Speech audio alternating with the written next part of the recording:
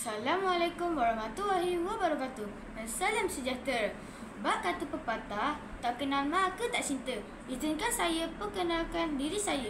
Saya Nur Huda binti Abdullah. Saya berumur 11 tahun. Saya bersekolah di Sekolah Kebangsaan Ramon Cina Besar bertempat di Masjid Tanah Melaka. Kod sekolah saya MBA 0005. Di masa yang lapang, saya gemar membaca buku cerita.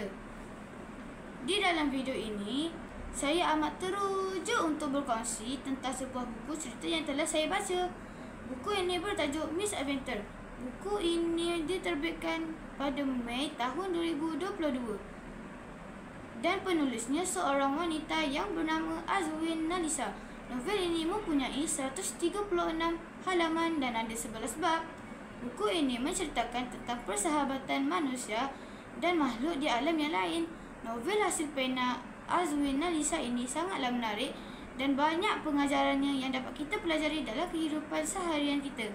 Buku ini juga menceritakan tentang cabaran-cabaran mereka ketika di alam lain. Selepas mereka berjaya keluar dari alam lain, mereka bersedih kerana terpaksa berpisah dengan sahabat mereka yang dari alam lain yang banyak membantu mereka untuk keluar dari situ.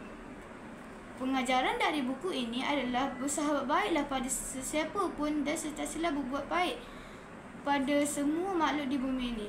Di akhir kata, saya buku ini amat menarik dan padat dengan pengajarannya. Sekian, terima kasih.